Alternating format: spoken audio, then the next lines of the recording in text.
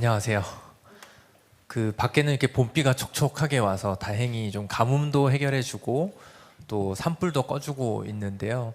또 이렇게 봄비가 내리는 가운데 좀 미래에 대한 이야기들, 특히나 뭐 식탁을 중심으로 해서 말씀 나눌 수 있게 돼서 개인적으로 매우 반갑고 또 뭔가 동지 의식이 좀 생겨나는 것 같습니다.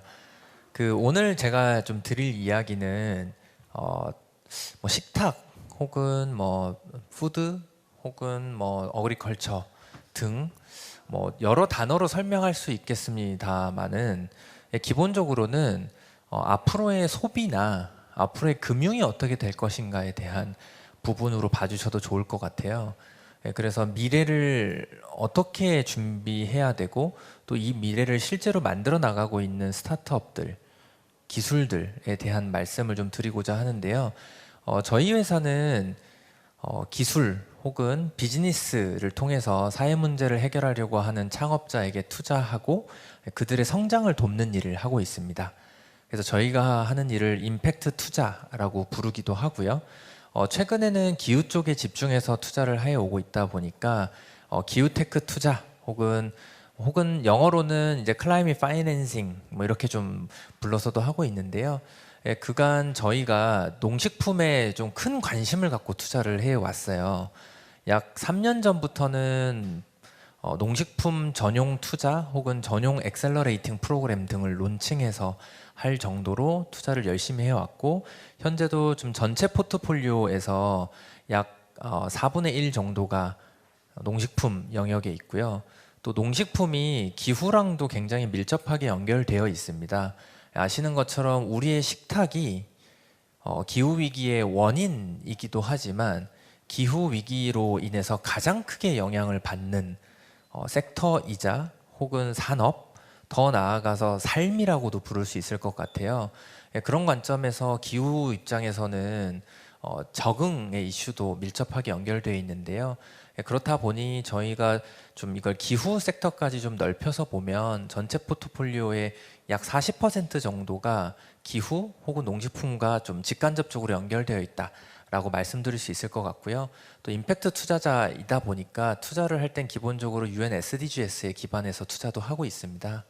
그래서 저희는 이제 기본적으로는 기술로 문제 해결을 하려고 하는 창업자와 팀을 찾고 그들에게 네트워크와 자금 지원을 해내고 그들이 이제 국내를 벗어나서 글로벌에서 문제 해결을 할 수 있도록 돕는 일을 하고 있다라고 말씀드릴 수 있을 것 같고요.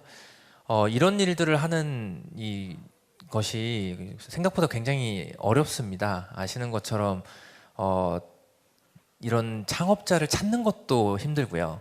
실제 기술을 잘 만들어도 시장에서 상용화 단계에 접어드는 것도 만만치가 않은데요.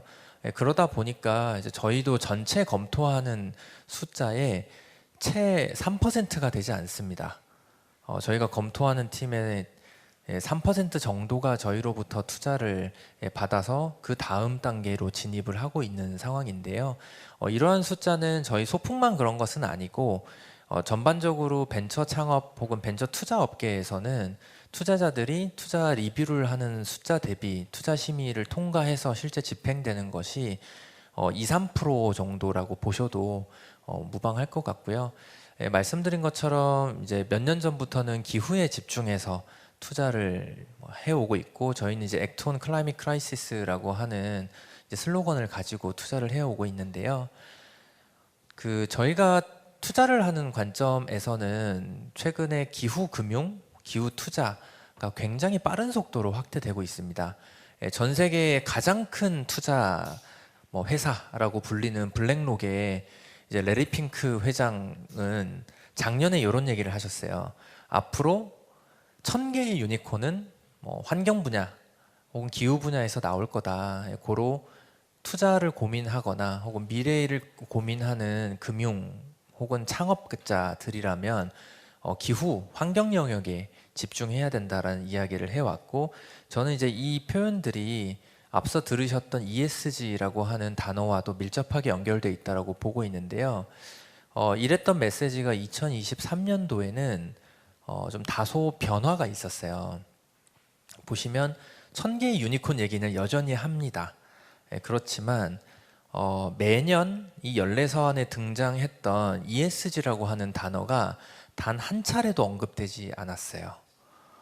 그리고 기후나 환경을 강조하는 메시지는 존재합니다만 그 강도랄까요? 혹은 그 톤 자체가 굉장히 다운된 형태로 나왔는데요. 그러한 이유가 무엇이냐? 이제 이런 기사들이 작년과 현재 올해까지도 많이 나오고 있습니다. 무슨 내용이냐면 제가 가볍게만 요약을 드리자면 블랙록이라고 하는 최대 투자사의 회장이 앞으로 우리는 기후 투자를 하겠다. ESG를 고려하지 않으면 블랙록으로부터 투자를 받을 생각을 하지 않는 것이 좋겠다라는 발언들을 작년까지 고강도로 했었고, 그 이후에 미국의 18개 주 법무장관이 서한을 보냈어요. 뭐 기후 환경 신경 쓰는 건 알겠는데 그것이 우리 주의 자금을 블랙록에 맡긴 입장에서는 우리의 이익 극대화와 어떻게 연결되어 있는지를 모르겠다. 굉장히 비판적 시야를 갖게 만들었고요. 또 이제 그 밑에 보시면 텍사스와 이제 웨스트 버지니아 주에서는 우리 주의 자금을 블랙록으로부터 빼내겠다, 투자 철회를 하겠다라고 선언을 했어요. 근데 이런 일들이 전방위적으로 발생했고, 그 결과로 보여드렸던 올해의 연례서안이 평소보다 2달 정도 늦게 나왔어요. 게다가 ESG란 표현이 단 한 차례도 언급되지 않았거든요. 그러니까 이런 흐름들이, 저는 우리가 ESG가 굉장히 당위적 관점에서 옳다라고 이야기할 수 있을 텐데, 현실에서는 굉장히 다양한 양상으로 나오고 있고, ESG에 반대하거나 저항하고 있는 움직임도 발견할 수 있습니다. 그리고 여기 언급된 주들은요, 주로 그 전통 산업, 특히나 화석연료 기반 산업이 기반인 곳들이에요. 그래서 ESG나 넷제로 등의 움직임과 다소 배치되는 그런 산업을 갖고 있는 곳들이다 보니까 이런 움직임을 발견할 수 있다고 말씀드릴 수 있을 거고요. 그 ESG의 이 흐름들은 여러분이 잘 아시는 것처럼 지난 수년간 굉장히 빠른 속도로 강화되어 온 것 같아요. 그래서 아시는 뭐 이런 여러 흐름들이 있었고, 심지어 국내에서는 몇 년 전에 이런 논쟁도 있었답니다. 우리의 세금이 일본 전범 기업에 투자되는 것이 과연 옳은 것인가? 근데 이런 내용에서는요, 여러분 좋은 질문을 던지는 게 저는 중요하다고 보는데, 당위의 관점이 중요한 건 아닌 것 같습니다. 현실이라고 말씀드리는 것이 저는 맞다고 보이는데, 한번 현실적으로 우리가 생각을 해보면 누구나 우리의 세금이 일본 전범 기업에 투자되는 걸 원하진 않으실 거예요. 그런데 만약에 일본 전범 기업에 투자를 해서 큰 수익을 얻었고, 그 큰 수익을 다시 우리 사회를 위해 사용한다 라고 생각을 해보시면 셈법이 복잡해지죠. 실제로 국회 본회의에 상정이 되었고요, 부결됐습니다. 그 이유는 그 옆에 보시면 국민연금의 기금운용 원칙에 이미 독립성의 원칙이나 지속가능성의 원칙, 공공성의 원칙 등이 반영되어 있기 때문에 이것은 국민연금에서 이런 원칙을 복합적으로 고려해서 한 투자다. 그래서 추가적인 제재나 어떤 기준을 만드는 것이 오히려 투자를 저해할 수 있다, 이런 관점이었고요. 이런 임팩트 투자를 하고 또 기후 투자를 하고 있는 저희에게는 굉장히 흥미로운 사건이 작년에 있었어요. 그 네덜란드 연기금에서 우리나라 주요 대기업들에게 질의를 했어요. 공개 서한을 보냈습니다.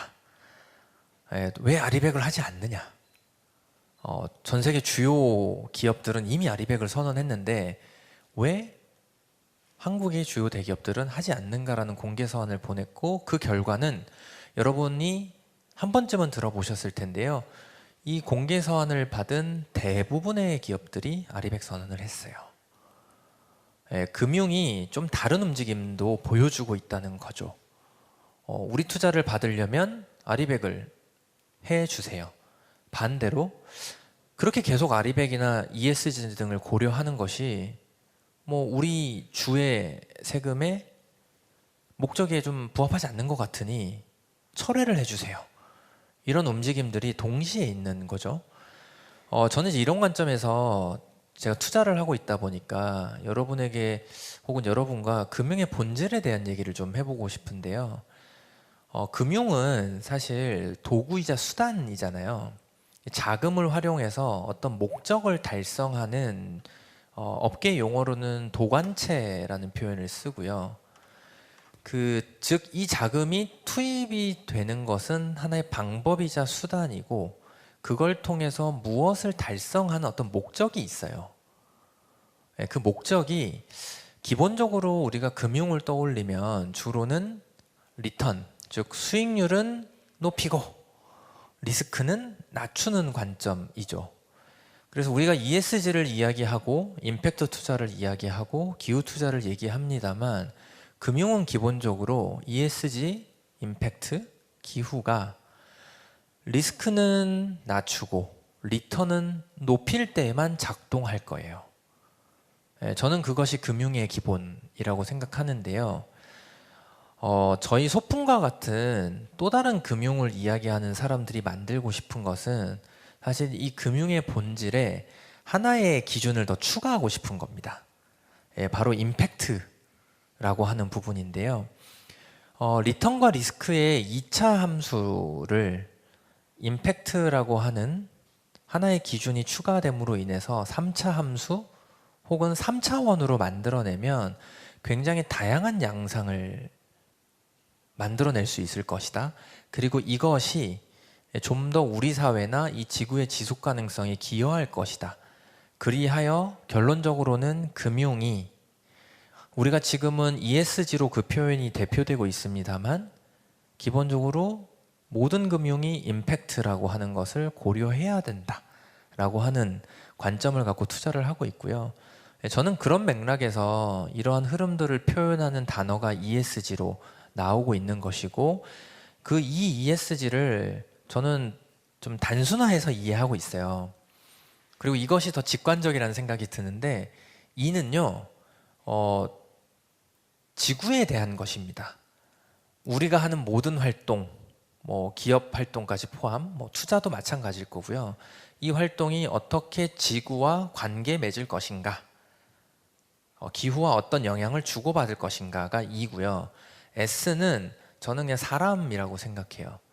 이것이 이 활동이 이 행위가 이 투자가 사람들과 어떻게 관계 맺거나 사람들에게 어떤 영향을 줄 것인가에 대한 고민을 하는 것.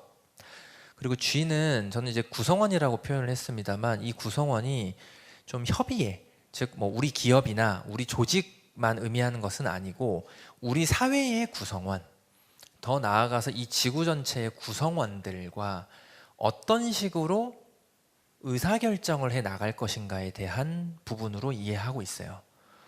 그래서 저는 결국 ESG란 지구, 사람, 그리고 이 지구와 사람을 신경 쓰거나 그들과 관계 맺는 데 있어서 필요한 의사결정을 구성원들과 어떻게 맺으면서 갈 것인가. 이 단어만 보면 너무나 아름다운데 이 아름다운 단어들이 현실적으로 작동하기 위해서는 체계나 기준이 필요한 것 같아요. 그래서 그러한 기준들이 실체화된 것이 텍소노미라고 하는 부분들, 그래서 이를 중심으로 즉 그린 텍소노미라고도 저희가 부르잖아요. 무엇이 녹색이고 무엇은 녹색이 아닌가, 무엇이 지구를 위해 좋은 것이고 무엇이 아닌가에 대한 기준들도 속속 나오고 있고요. 그리고 기존에도 이런 논의들을 하기 위한 기준들이 존재했고요. 그리고 무엇이 사회적인 것인가, 즉 사회에 좋은 것인가, 사람들에게 좋은 것인가, 그렇지 않은 것인가에 대한 논의도 발빠르게 진행되고 있습니다. 그래서 EU에서는 지금 소셜 텍소노미의 초안은 나왔고 EU 입장에서는 확정이 되었어요. 이것이 아직 인센티브, 보조금, 세금 등과 밀접하게 연결이 되어 있지 않습니다만 한국에서도 소셜 텍소노미가 준비되고 있고요. 이 흐름대로라면 전 세계 주요국들은 각 국가의 기준, 그리고 그 기준이 단순하게 로컬 컨텍스트만 신경 쓰이는 것이 아니라 글로벌 스탠다드 관점까지 고려된 형태로 나올 것이라고 보고 있고요. 선뜻 이 이야기들만 들으면 매우 아름다워 보이지만 투자를 하고 있는 저의 시야로는 금융계에서 보여주는 이런 움직임은 지극히 수익 추구입니다. 가끔 어떤 분들은 이것이 반자본주의적인 접근 내지는 고민이 아니냐라고 생각하시는 경우도 있는데요. 저는 지극히 자본주의적 접근이라고 생각을 하고 있어요. ESG나 앞서 말씀드린 텍소노미 등을 신경을 쓰게 되면 저희 같이 투자를 하는 입장에서는요, 기업을 속속들이 파헤쳐서 볼 수 있어요. 저는 투자를 제가 하고 있습니다만 기업들을 블랙박스라고 생각하거든요. 기업 안에서 무슨 일이 일어나고 있는지를 우리는 알 수가 없어요. 우리가 알 수 있는 것은 그 블랙박스에 기록되어 있는 것 말고는 들여다볼 방법이 없는데, ESG가 요구하는 것은 이전에 금융에서 요구하지 않았던 굉장히 디테일한 정보들을 요구할 수 있게 된 거죠. 그럼 그 정보를 받아든 저희 같은 투자자들은 이 기업을 더 잘 이해하게 되겠죠. 고로 더 수익을 잘 창출할 수 있게 될 거예요. 그래서 저는 이제 ESG를 지나치게 낭만적으로 접근해서도 안 되고, 또 정부나 우리가 국제기구 등에서 글로벌 스탠다드를 만들어 나가면서 당위적 관점이나 전 세계적인 어떤 합의의 결과로 이걸 해석할 수도 있으나, 현실적 관점에서는 금융은 말씀드린 것처럼 리턴과 리스크의 상관관계에 관심이 있고, 이 금융이 흐르는 방식은, 그리고 이 금융들이 ESG를 지지하고 혹은 기후테크나 기후투자 등을 지지하는 이유는 이것이 지속가능성, 그리고 더 나아가서는 수익 극대화와 연결되어 있기 때문이다 라고 이해하고 있고요. 부디 제가 틀렸으면 좋겠어요. 저는 이것 자체가 아름답기 때문에, 이것이 옳기 때문에 모두가 하고 있기를 기대하나 최소한 제가 이해하기로는 그렇진 않은 것 같다. 그럼에도 불구하고 저는 우리가 오늘 이 자리에 모여 있고 이런 자리가 마련된 것은 지속 가능한 지구를 만들어내야 되고, 또 이 지구가 하나밖에 없기 때문에 라고 생각을 하는데요. 그런 의미에서 저에게 가장 중요한 산업을 하나 꼽아보라고 하면 저는 단연코 농식품을 고릅니다. 아주 거창하게 얘기하면 이제 어그리푸드, 테크 뭐 이렇게도 얘기할 수 있을 텐데요. 이 자료는 세계경제포럼에서 발표한 자료예요. 기본적으로 저희 회사에서 저와 동료들이 공부하고 분석하기로는 농식품 산업은 여타 어느 산업과 비교하더라도 파급력이 크고 우리가 알고 있는 모든 산업과 연계가 되어 있어요. 지금 한국에서 현재 농식품과 관련해서 가장 시급한 문제가 무엇이냐, 혹은 가장 뜨거운 감자가 무엇이냐라고 물어보신다면 지금 뉴스를 보신 분들은 양곡법 관련해서 아주 격렬한 시위가 일어나고 있는 것을 보실 거고, 양곡법이 의미하는 것은 표면적으로는 식량 확보의 문제로 보일 수 있으나 도대체 한국이라고 하는 나라가 한국의 농업의 미래를 어떻게 설계할 것인가에 대한 부분입니다. 어떤 작물이나 어떤 농업을 더 촉진시켜서 미래를 준비할 것인가에 대한 사실 굉장히 첨예한 전 논란이라고 보고요. 표면적으로 드러나 있지는 않습니다만 농업은 뭐 아시는 것처럼 굉장히 복잡한 밸류체인을 갖고 있고, 이 밸류체인 때문에 기후 영역에서는 가장 건드리기 어려운 섹터로 여겨져요. 이 자료는 EU의 자료인데요. EU에서 각 산업별로 온실가스를 얼마나 감축할 수 있을 것인가에 대한 목표치와 시나리오를 제시하는 겁니다. 여기서 보시면 농식품의 감소량이 거의 미비하다 느껴질 정도로 눈에 띄지 않아요. 그만큼 굉장히 오래된 산업이기도 하고요. 이해관계자가 많고요. 변화를 추구하기 어려운 산업인데요. 저는 그렇기 때문에 반대로 이 산업의 혁신을 만들어낸다면 파급력이 엄청나게 클 것이다 라는 생각을 가지고 있어요. 그래서 UN SDGs에 기반해서 보더라도 대부분의 목표들이 농식품과 직간접적으로 연결되어 있고요. 그냥 산술적으로만 봐도 전 세계 70억 인구가 하루 3끼를 해결해야 돼요. 그러니 엄청난 영향을 주겠죠. 우리가 꾸준히 하루에 3번 이상 하는 뭔가가 있다라고 한번 생각해 보시면 뭐 언뜻 저는 농식품만한 게 없다라는 생각이 드는데요. 이 산업이 어려운 것은 밸류체인이 길고 복잡하고 심지어 깊기 때문인데요. 앞서 제가 농식품은 여타 산업과 비교해서 다른 산업과의 유관성이 높다라고 말씀드렸는데요. 첫 번째, 보통 이제 우리가 후방이라고 부르는 투입 종자 비료 쪽을 가면요, 저긴 거의 바이오의 영역입니다. 그래서 통상 우리가 그린 바이오라는 표현을 많이 쓰게 되죠. 그리고 생육, 재배, 수확 단계는요, 토지, 일자리, 심지어 하우스 농업 등이 전 세계에서 하우스가 가장 많은 나라가 우리나라거든요. 에너지, 이런 식으로 이슈가 어마어마하게 많아요. 저장, 유통, 가공하면 딱 바로 떠오르시죠? 모빌리티입니다. 운송하려다 보면 이런 도로망부터 시작해서 역시나 운송하는 데 드는 비용, 에너지 생각 드시죠? 그리고 소비, 폐기까지 가면요, 환경 영향까지 어마어마해요.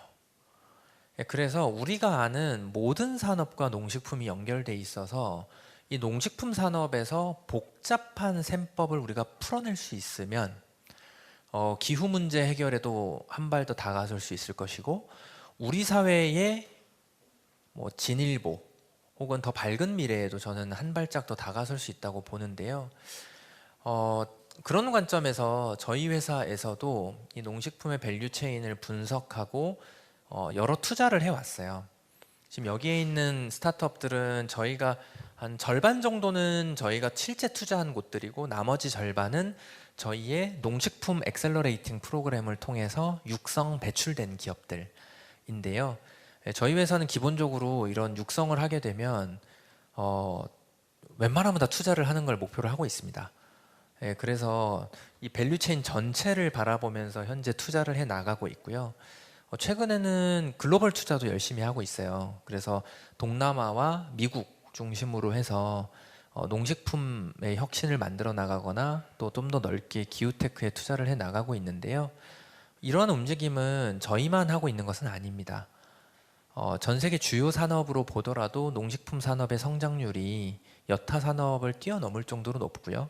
그렇기 때문에 여러 투자사들이 농식품을 굉장히 유망한 투자처로 바라보고 있어요. 이러한 흐름에서 그렇다면 좀 구체적으로 어떤 곳들이 문제 해결을 하고 있는 것인가에 대한 말씀을 좀 드리고 싶은데요. 리아베스트라고 하는 회사는 푸드 웨이스트를 해결하는 회사입니다. 현재 기업 가치는 약 200억 원 정도로 보시면 좋을 것 같고요. 최근에도 또 후속 투자가 확정이 됐어요.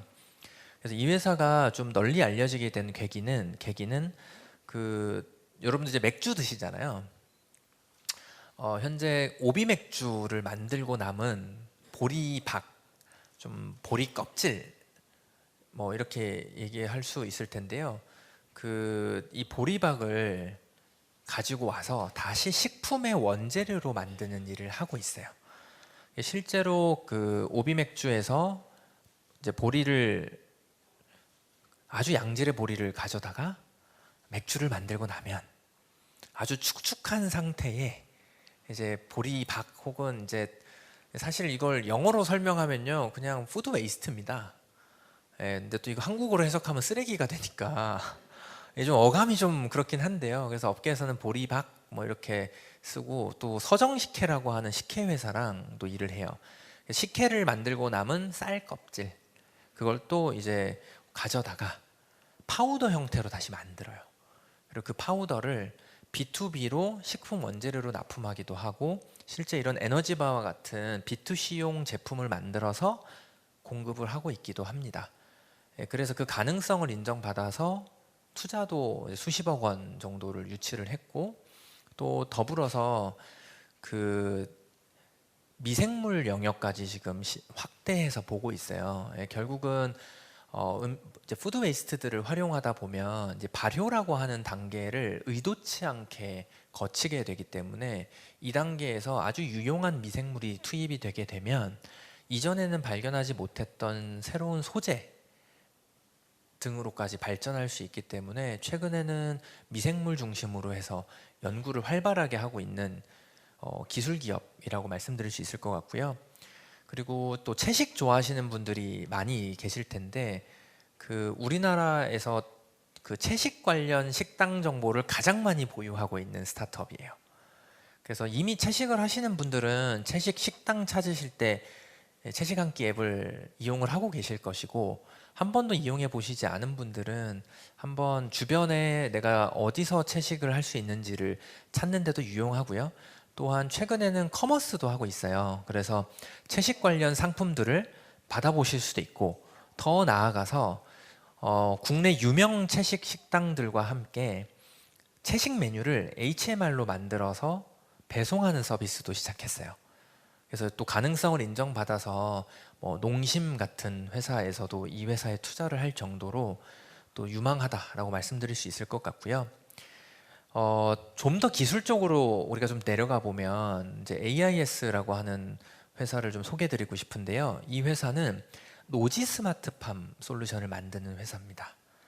보통 스마트팜 하면 떠오르시는 이미지는 뭐 컨테이너나 유리 온실 같은 이미지가 떠오르실 텐데, 이 회사는 그런 시설 농업이 아니라 말 그대로 우리가 흔히 이제 야외에서 볼 수 있는 논밭에 스마트 솔루션을 공급해서 농부들의 의사결정을 돕고, 그 의사결정의 결과로 생산성 향상을 가져오는 곳이에요. 그래서 작년에만 약 20만 평 정도의 농지에서 유상 혹은 무상으로 실험이 진행이 됐었고, 평균적으로 25% 내외의 생산성 향상을 확인했어요. 그래서 올해 그 적용 면적이 훨씬 더 늘어날 예정이고요. 국내에서는 드물게 노지 스마트팜 솔루션으로는 솔루션 판매 매출을 발생시키고 있는 거의 유일한 스타트업입니다. 또 그 가능성을 인정받아서 또 다행히 작년 말과 올해 이 시장 상황이 굉장히 좋지 않음에도 불구하고 또 수십억 단위의 투자가 확정이 돼서 이 다음 단계로 또 나아가기 위한 준비를 현재 하고 있고요. 저희는 곤충에도 관심이 많습니다. 곤충 하면 그 우리가 슈퍼푸드라고 여겨지잖아요. 그래서 좀 큰 틀에서 보면 대체 단백질 시장이라고 말씀드릴 수 있을 것 같아요.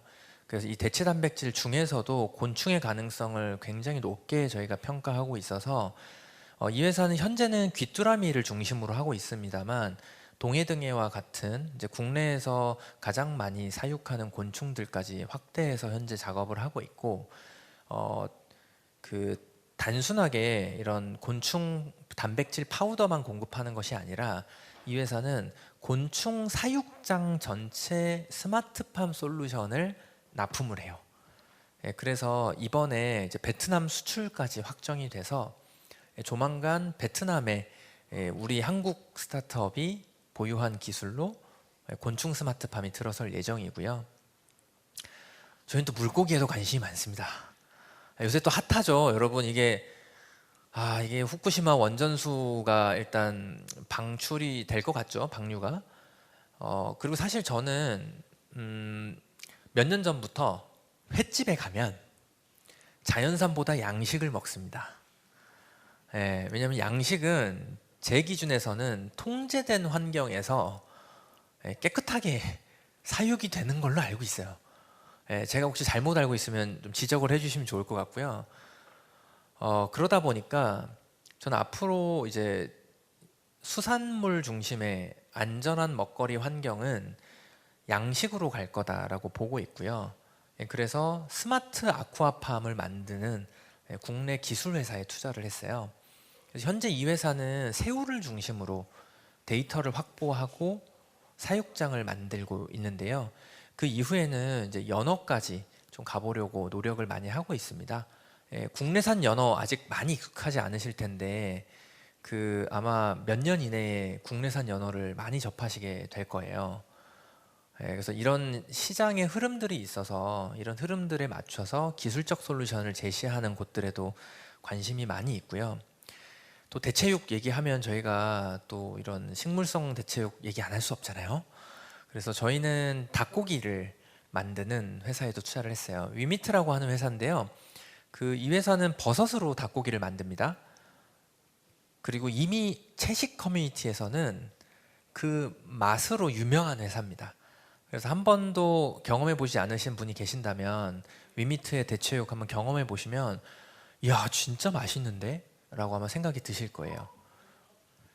그리고 계란 회사도 투자합니다. 그래서 식물성 계란이라고 해서 이 회사의 제품은 지금 CU 편의점에 가시면 비건 샌드위치로 에그마요 샌드위치가 나와 있거든요. 그 에그마요 샌드위치를 만드는 곳이 이 회사고요. 조만간 CJ를 통해서 또 비건 제품들이 다수 출시될 거고 그 비건 제품에 들어가는 계란이 다 이 회사에서 나오는 겁니다. 그래서 한번 여러분들께서도 경험해 보시면 좋겠고요. 그리고 우리 식탁에서 직접적으로 경험하시기는 어려우나 미세조리와 같은 곳도 전체 농식품 전체 우리 밸류체인에서 보게 되면 아주 의미가 있습니다. 통상 기후 관점에서는 저희가 블루카본이라고 많이들 부르게 되고요. 이 블루카본이 조류가 증식을 하면서 이산화탄소를 흡수합니다. 그리고 조류가 증식되고 나면 그걸 식용으로 쓰기도 합니다만 가장 크게는 소재로 많이 써요. 그래서 바이오나 아니면 우리의 의약품 그리고 음식 원재료에 들어가는 소재 등으로도 많이 활용하고 있어서 이런 쪽도 관심이 있고 투자를 해왔고요. 끝으로는 혹시 제주도 가보시면 제주도에 있는 모든 스타벅스에서는 다회용기 컵을 사용하잖아요. 테이크아웃 하시면 그래서 마지막에 제주 공항에서 스타벅스 컵을 반납하시고 보증금 받아가시고 이런 경험을 해보셨을 텐데 그 전체 프로세스와 제품 설계를 해서 납품을 하는 곳이 이 오이스터 에이블이라고 하는 서비스명은 오늘의 분리수거라고 하는 회사인데요. 이 회사도 이제 SK 등 대기업들과 함께 손잡고 인공지능 솔루션을 도입해서 전체 푸드 시스템의 지속 가능성을 만들어내고 있어요. 그래서 저희가 이제 투자사로서는 이제 보신 것처럼 기술 중심의 회사에 투자를 하게 되고 저는 이런 기술들이 우리의 식탁을 혁신적으로 바꿔낼 수 있을 것이라고 믿고 있고요. 그렇게 되면 이 지구도 지속 가능해지겠으나 우리도 더 건강해지고 또 우리의 식탁의 지속 가능성이 기후 문제 해결에도 또다시 기여하는 형태로 함께 공존할 수 있다라고 보고 있고요. 그래서 제가 끝으로 좀 당부드리고 싶은 말씀은 제가 앞서 소개해드린 스타트업뿐만 아니라 많은 스타트업들이 식탁의 혁신을 만들기 위해 노력을 하고 있어요. 그래서 여러분들께서 좀 소비도 많이 해주시고 또 주변에 SNS 같은 데도 야 이런 기업이 있구나 라고 공유도 좀 해주시고 이렇게 하면 저는 좀 이런 혁신이 조금이라도 더 빨라지지 않을까라는 생각을 갖고 있고요. 또 저희 소품과 같은 회사도 가깝게는 식탁의 혁신, 더 나아가서는 우리 산업 전체, 우리 사회 전체의 혁신을 통해서 좀 더 지속 가능한 사회, 또 기후 위기를 슬기롭게 해결해 나갈 수 있는 사회로 또 나아가기 위한 작업을 계속해 나갈 예정이니까요. 또 관심을 갖고 봐주시면 좋을 것 같습니다. 네, 오늘 말씀은 이상 마치겠습니다. 감사합니다.